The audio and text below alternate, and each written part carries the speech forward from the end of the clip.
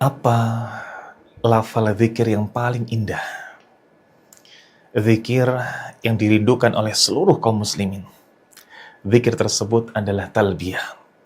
Assalamualaikum warahmatullahi wabarakatuh. Ikhwatal iman, ahbakumullah. Saudara-saudariku sekalian yang mencintai sunnah dan dicintai oleh Allah Azza wa Jal, lafal zikir yang paling istimewa, lafal zikir yang notabene diimpi-impikan oleh seluruh kaum muslimin, padahal tidaklah lafal zikir tersebut kecuali dilafalkan di momen-momen tertentu dalam keadaan tertentu, yakni dalam keadaan ihram. Lafal kalimat talbiyah, labbaik Allahumma labbaik, labbaik la syarika laka labbaik, innal hamda wan ni'mata laka wal mulk la syarika lak. Ini adalah lafal yang begitu luar biasa di sisi Allah Subhanahu wa Ta'ala. Betapa tidak ketika kita melafalkannya, bahkan orang-orang di sekeliling kita, bahkan kemudian hewan-hewan, tetumbuhan, bahkan benda mati di sekeliling kita pun juga ikut bertalbiyah. Disebutkan dalam hadis riwayat Imam Tirmidzi, Nabi SAW mengatakan, "Ma min muslimin yulabbi illa labba man an yamini wa an shimali." Tidaklah seorang muslim ketika dia bertalbiyah, maka akan bertalbiyah pula siapapun yang ada di sekelilingnya, di kanannya, di kirinya. An hajarin au syajarin, baik itu bebatuan ataupun di sana pepohonan, ikut bertalbiyah. Ini kalimat yang luar biasa.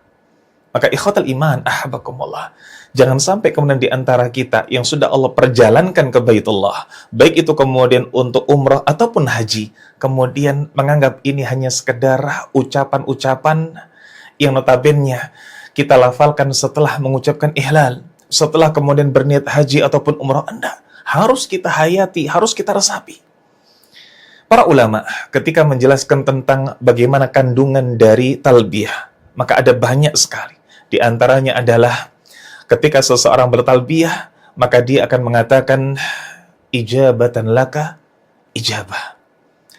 Sungguh aku memenuhi panggilanmu ya Allah, sungguh aku memenuhi panggilanmu. Hubban laka ya Rabb.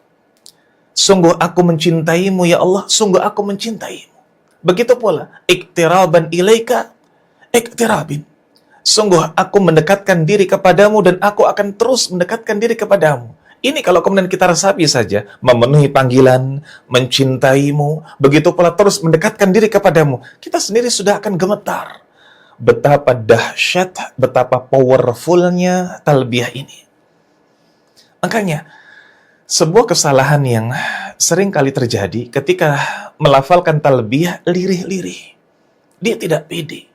Padahal kita diperintahkan untuk melafalkannya bahkan dengan suara lantang.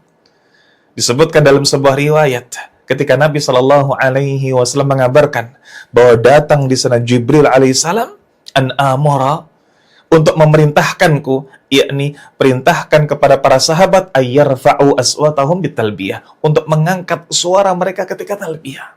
Tidak usah malu, lafalkan, lantangkan talbiyah tersebut. Tentunya bukan berarti kemudian dia keras-keras teriak-teriak seperti tanpa adab. Tetap lafalkan dengan keras, tidak perlu malu-malu. Karena ketika kita melafalkannya, disitulah kemudian ganjaran surga.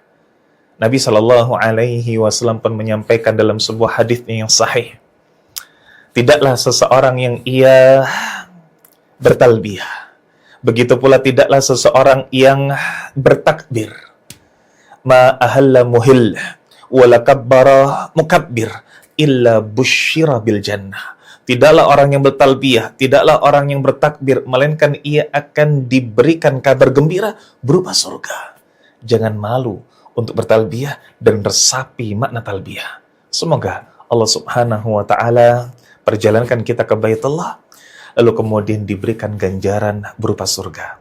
Barakallahu fikum. Assalamualaikum warahmatullahi wabarakatuh.